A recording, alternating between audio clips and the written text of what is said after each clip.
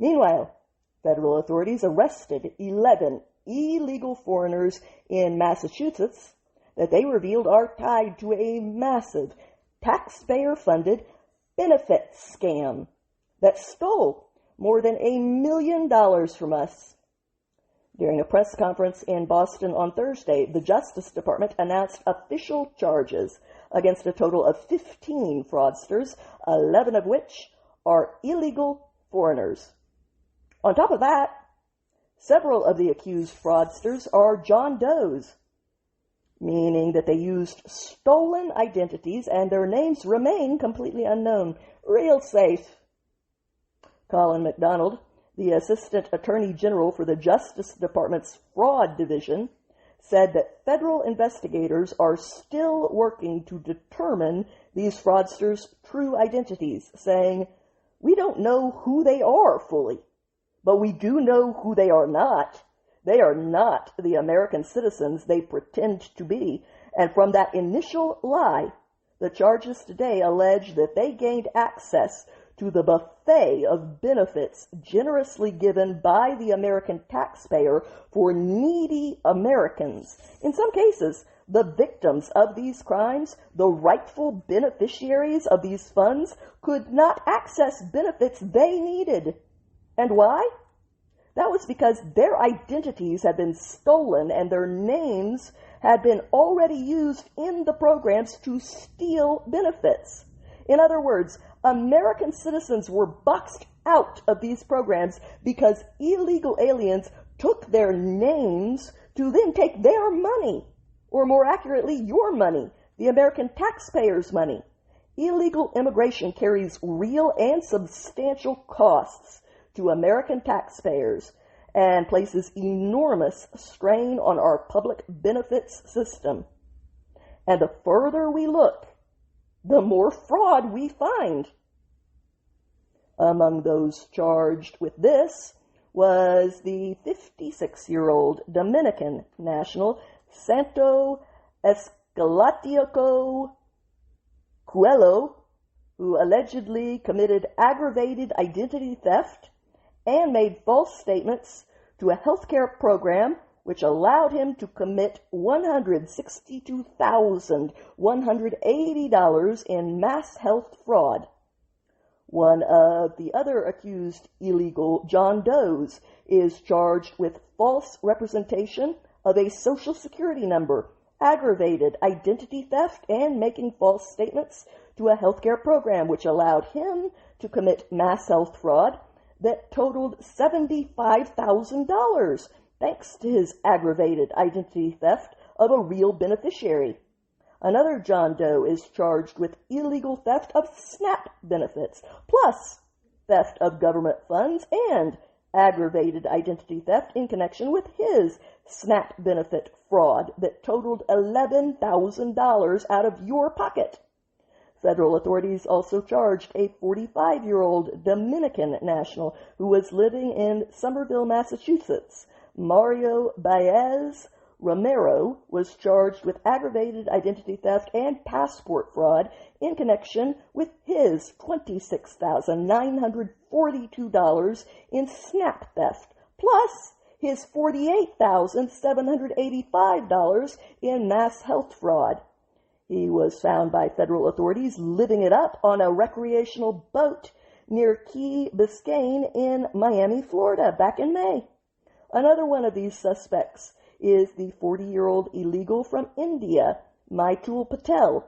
He allegedly staged at least 6 pretend armed robberies of a convenience store in order to allow the alleged victims, including himself, to apply for U visas, which are only supposed to be for the victims of violent crimes. So he orchestrated violent crimes. According to officials, another accused fraudster had already been convicted in Massachusetts on federal drug charges. According to U.S. Attorney Leah Foley, authorities are still working to identify the John Does, and they have asked the government of the Dominican Republic for assistance with this. While Colin McDonald, the Assistant Attorney General for the Justice Department's Fraud Division, told the Daily Wire's Casey Akaba during an interview that followed this week's press conference that illegal foreigners have flocked to Massachusetts because of that state's generous public benefits system, including state health care programs that they have been illegally stealing from. The Democrat governor of Massachusetts has squared off against the current administration over its demands for her state to hand over their data on SNAP applicants and recipients, which she doesn't want to do because she doesn't believe in answering to the people. As A.G. McDonald said when calling her out for this, things like being transparent for the records that the state maintains because the state is responsible. Not only do they receive the money from the federal government, we give them the money. They are then responsible for the verification checks, the eligibility checks. We are asking, and we have been asking for them to give us those records so that we can see and we can pressure test, just make sure that fraud's not happening. But they refuse to give us those records. It begs the question of, what are you trying to hide? Yes, it does. But then again, we already know the answer, don't we? But there was even more serious news on the illegal foreigners front. On Thursday, the Daily Wire reported that an illegal immigrant that the federal government was supposed to deport nearly 3 decades ago just allegedly raped a 16-year-old girl in New York as she was walking home. At the time, Long Island's News 12 reported that Aureliano Antonio Melendez Reyes, who looks exactly like Dr. Evil off of Austin Powers if you added about 150 pounds onto him. I'm serious. Go look at the mugshot. A person who is actually El Salvador's problem, not ours, allegedly approached this poor teenage girl in Huntington, New York on June 6th and asked her for her phone number, which she refused to give him. Then this nearly 60-year-old illegal perv allegedly forced her into an alley where he raped her. The teenage girl was able to break free and even managed to scale a tall fence, only partially clothed. Then she called 911 for help as she ran. But this accused rapist continued to pursue this poor girl while she was on the phone with the authorities. Police finally arrived at the scene, where they arrested this foreign predator who snuck across our border at an unknown time without being detected, according to the information that the Department of Homeland Security gave to the Daily Wire. He was discovered after doing this and did receive a deportation order all the way back in 1998. And yet here he was, raping kids. I do not know how you can even come anywhere close to justifying this sort of stuff. I really do not. And then look in the mirror and tell yourselves what a good person you are. In a statement, the Assistant Secretary for the Department of Homeland Security, Lauren Biss, said, "This monster is charged with rape, sexual abuse, and endangering the welfare of a child after he raped a 16-year-old girl who was walking home. This sexual predator never should have been in our country and able to prey on this innocent girl." According to News 12, Reyes is facing up to 25 years behind bars if convicted on the rape charges against him. Meanwhile, DHS said that Immigration and Customs Enforcement, ICE, has lodged a detainer against Reyes, asking the local authorities to hand over this disgusting suspect after his prosecution. But it is unlikely that the local authorities will honor ICE's detainer due to their sanctuary laws. New York's Democrat Governor Kathy Hochul believes in protecting other countries' rapists as they prey on our innocent children, which is why she recently signed new anti-ICE legislation to prevent any local law enforcement agencies from being allowed to enter into agreements that they want to make with federal immigration authorities and turn over these kinds of criminals that are sitting in their jails Because that's all that these agreements do. The ones that she just banned. They keep cops from turning over illegal criminals after they have been arrested out in the community for victimizing innocent people. The ones in the jails for crimes. Her legislation only protects the people in the jails, the people who have committed crimes. Because her legislation cannot stop ICE from going out into the streets. Just to be clear about exactly who she is and is not protecting. She is not protecting illegals on the streets that are doing nothing wrong. She is only protecting the ones that are raping 16-year-old little girls. Her legislation also tries to ban ICE agents from wearing masks and from entering churches, schools, and other sensitive locations. But that is not going to hold up in court in the long run, as we have seen elsewhere and know.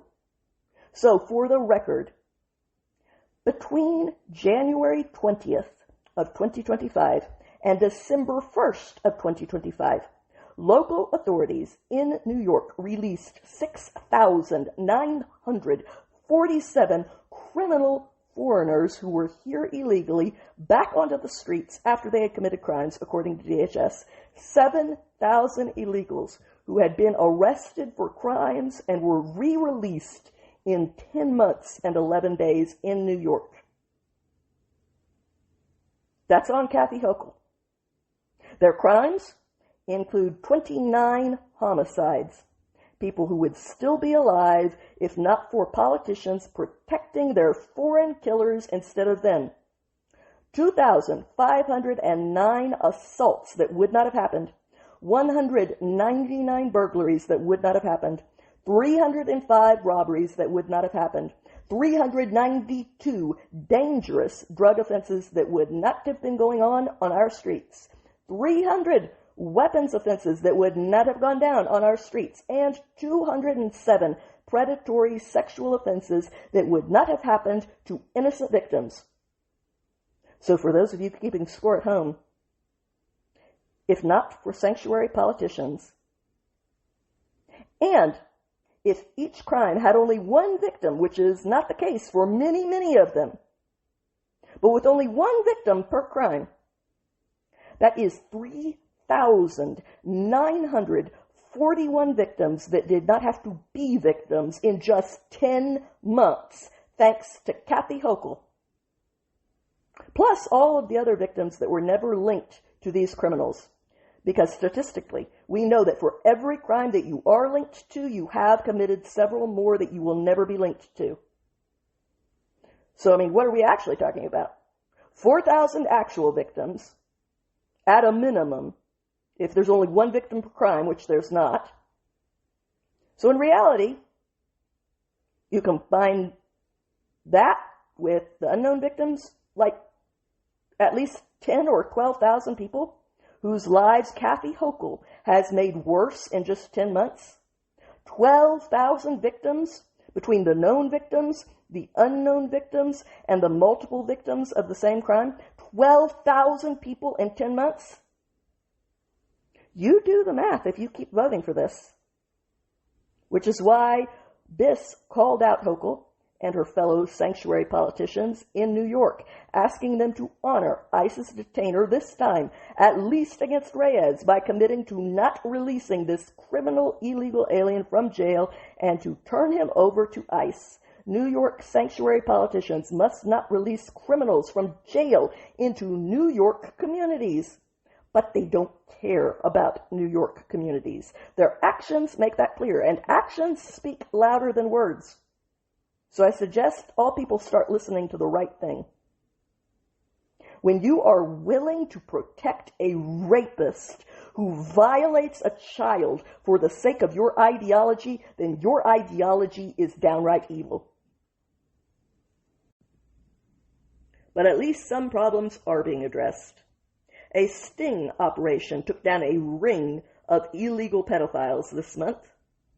When these 5 illegal foreigners arrived at a hotel in Homestead, Florida on June 9th, they thought that they were about to be greeted by young underage girls that they would be allowed to sexually abuse and violate.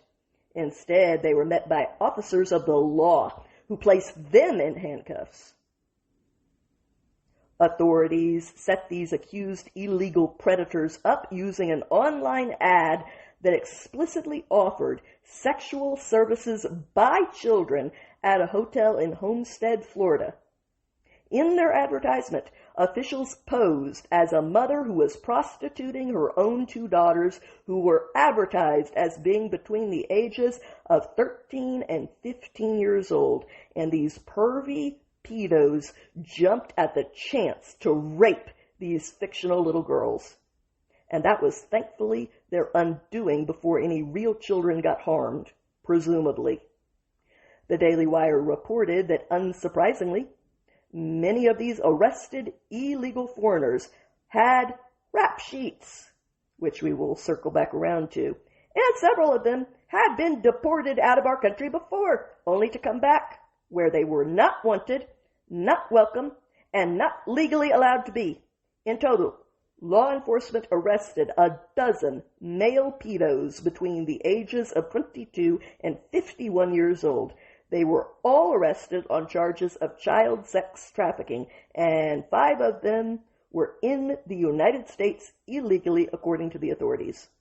According to NBC Miami, these pedos allegedly paid between $300 and $800 for the chance to engage in various kinds of sex acts with these advertised female children. Miami's state attorney, Catherine Fernandez Rundle, characterized the fact that this operation got any bites as being the best evidence of how we know these predators exist. We know that they're seeking out our young, our minors. These predators were intending to buy minors, and we were able to intervene before there was any victim to really rescue. The Department of Homeland Security told the Daily Wire that one of the accused illegal foreigners was Armando Martinez Cerron, a national of Mexico, who is a repeat criminal with prior arrests for both cocaine and DUI.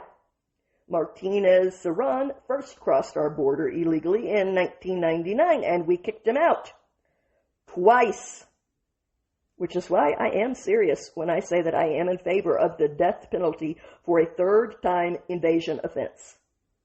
If you want to stop it, there are ways to stop it. It's just a matter of whether you want to stop it badly enough to do what it takes. For me, the answer is yes, because no one is making them come back a third time. These are bad people that we do not want here. We have a right to kick them out. And if they know full well that coming back is going to carry a severe penalty, they will not do it.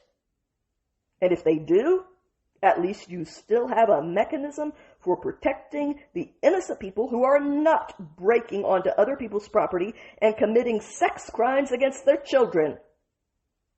Moving on.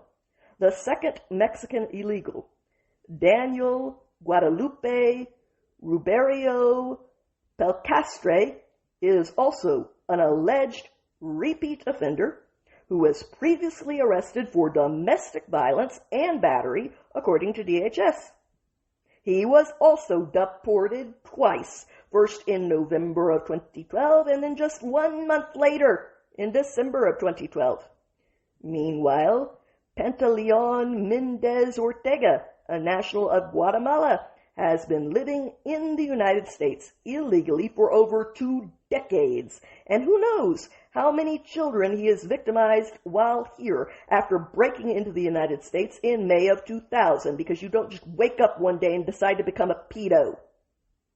His criminal record includes endlessly endangering our neighbors during multiple arrests for drunk driving on our streets, which is when he should have been deported for making this country more dangerous and a worse place.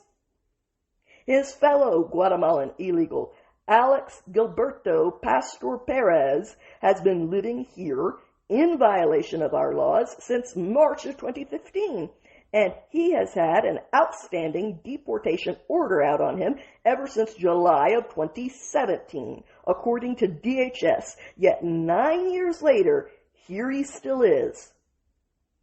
Nicholas Diego Rosalin, another Guatemalan who crossed our border illegally in May of 2019, was ordered to be deported by a judge in April of 2025, yet here he is, sexually preying on little girls. A DHS spokesperson told the Daily Wire that ICE agents did assist the local authorities with this sting, adding that under President Trump and Secretary Mullen, criminal, illegal aliens are not welcome in the United States.